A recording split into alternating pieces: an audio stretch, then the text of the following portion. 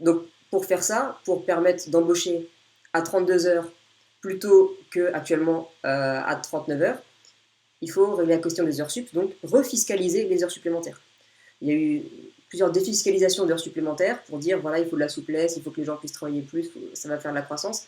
C'est dans l'autre sens qu'il faut aller.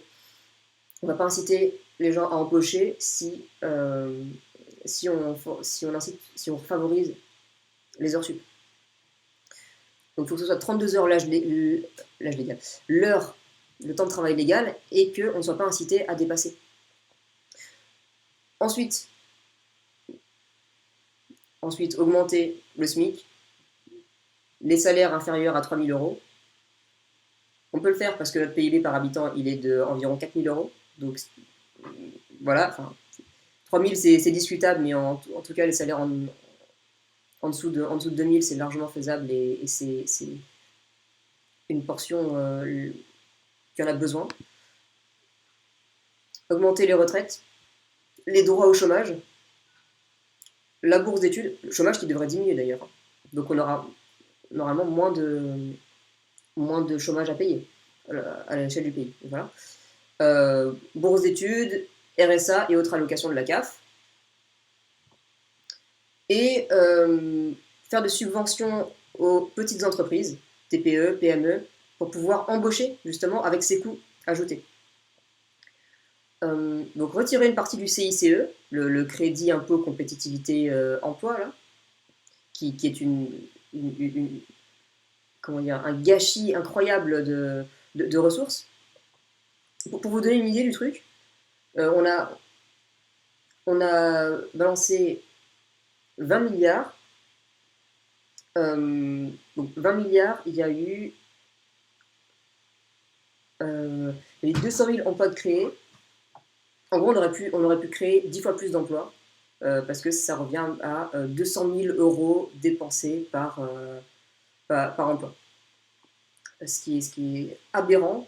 On aurait pu embaucher directement des fonctionnaires, on aurait pu conditionner le CICE à une embauche et à de la création d'emplois et des conditions sur la répartition actionnaires, salariés, investissement des entreprises. Là, ce qu'on a fait, pour reprendre un peu l'image des fleurs, c'est comme si on avait un puits.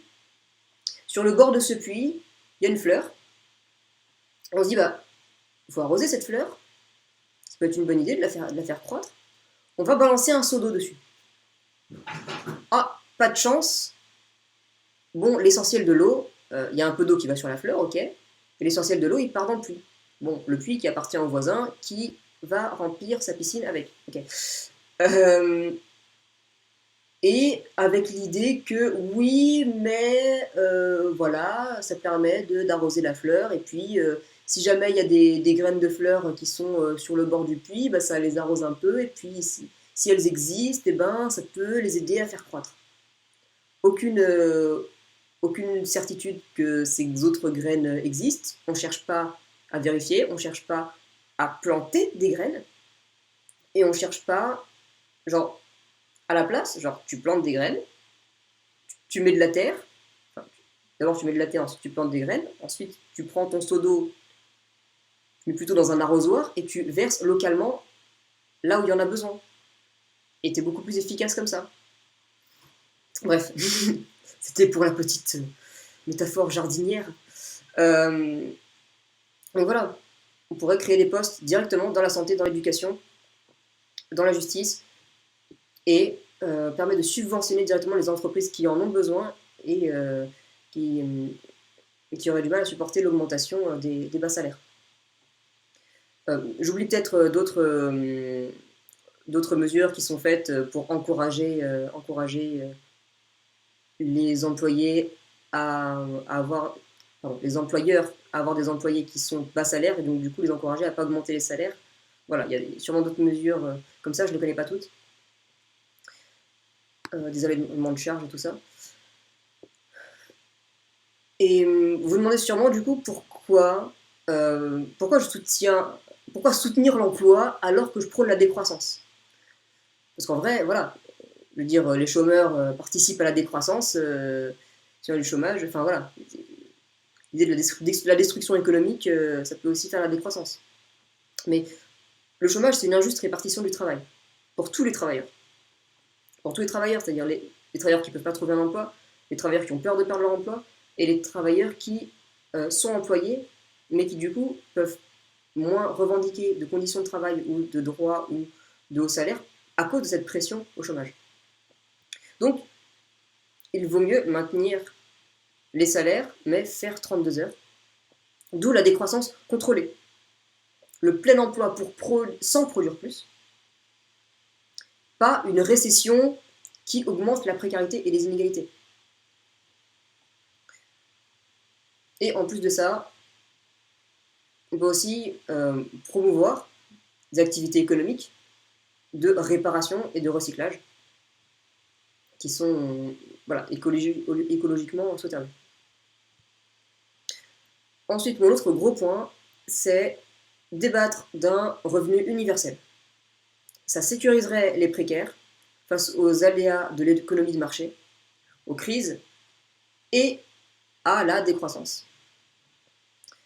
C'est un minimum, c'est pas un remède miracle, mais c'est un principe pour lequel il faudra ensuite batailler encore pour en négocier le montant, le financement et la balance avec les autres allocations conditionnelles. Le revenu universel étant inconditionnel.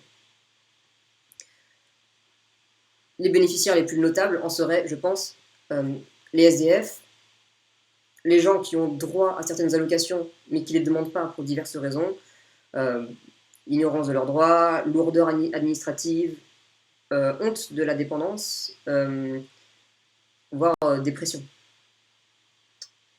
Aussi les étudiants ou les salariés qui voudraient reprendre des études ou des formations, et les couples dont au moins un des deux est pauvre, donc a un droit d'allocation réduit avec la situation de couple.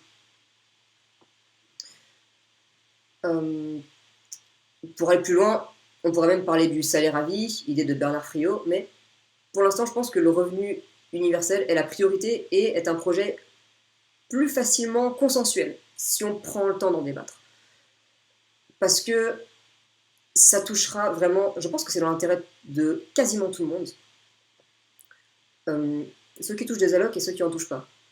Les salariés, les intermittents, les intérimaires, les artistes, les auto-entrepreneurs et les patrons de petites entreprises qui justement doivent embaucher, et donc ce serait pas sur eux la charge de payer une partie du salaire. Les retraités, les chômeurs, les RSA et les SDF.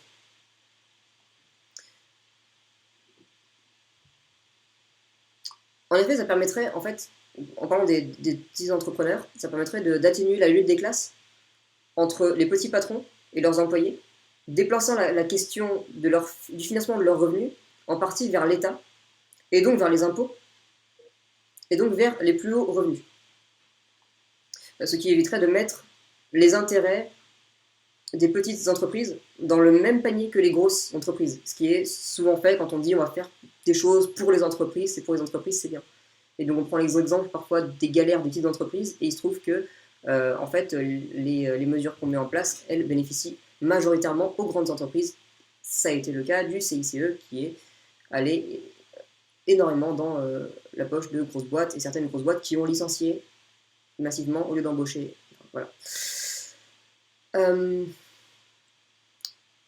Après, bon, un des arguments qui vient tout le temps quand on parle de revenu universel, on en parlera dans les commentaires si vous avez d'autres arguments contre, des doutes, des débats à faire.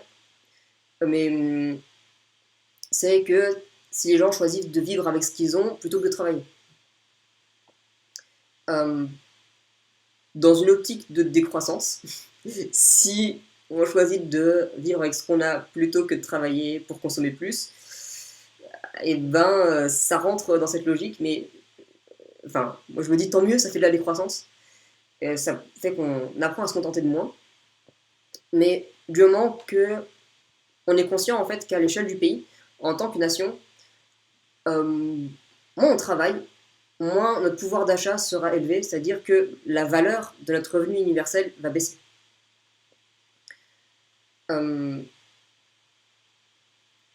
Au passage, c'est aussi un débat important de se réapproprier notre monnaie, parce que je parle de valeur ici, et de éventuellement création monétaire avec justement des subventions d'État ou un revenu universel et ce genre de choses. Donc se réapproprier notre monnaie, le franc, et la Banque de France pour une création monétaire étatique. Mais c'est un autre sujet et ça peut être un gros morceau. Ensuite, pourquoi revendiquer un revenu universel déconnecté du travail alors que c'est la fête du travail, quoi. Bah voilà, c'est pas vraiment la fête du travail en fait. Ça, c'est une appellation donnée par le maréchal Pétain en 1941 avec sa devise travail, famille, patrie. C'est la fête des travailleurs. Je dirais même plus, la journée internationale de lutte solidaire des travailleurs pour leurs droits. C'est un peu long, mais ça explique mieux ce que c'est. Comme quand on dit journée des femmes, non, journée de lutte pour les droits des femmes. Historiquement, il s'agissait de revendiquer la journée de 8 heures, puis la semaine de 40 heures, puis sous le Front populaire, ça a été 2 semaines de congés payés, etc. Rien à voir avec la défiscalisation des heures sup, ni l'assouplissement du marché de l'emploi à la Macron et El Khomri, ou même Sarkozy. C'est en effet non pas une perspective de travailler moins pour gagner plus, mais plutôt de travailler moins. Travailler moins. Mais quand même travailler, mais moins. Si on ne travaille pas, il n'y a pas de valeur qui est produite, c'est pas le but ultime, mais c'est d'obtenir plus de reconnaissance pour ça. Pour le fait que c'est nous qui travaillons, c'est nous qui produisons la valeur. Obtenir de la reconnaissance face aux capitalistes qui captent énormément de valeur sans la produire. D'où la grève. Et pendant des décennies, avant de devenir un jour férié, le 1er mai était un jour de grève, pour faire avancer les revendications. C'est pourquoi aujourd'hui je vous parle de faire grève régulièrement pour une sécurité sociale solide, un système hospitalier en bonne santé, pour la décroissance contrôlée, écologique, sociale, pour le revenu universel, qui sécuriserait les précaires, pour la semaine de 32 heures, qui réduirait considérablement le chômage. Et ça, c'est ce qu'il y a de plus concrètement immédiat à revendiquer. Et pour aller encore plus loin, on pourrait parler donc du référendum d'initiative citoyenne, d'augmenter le montant du revenu universel et les salaires, voire parler du système révolutionnaire de salaire à vie proposé par Bernard Friot et viser une semaine de 24 heures, etc.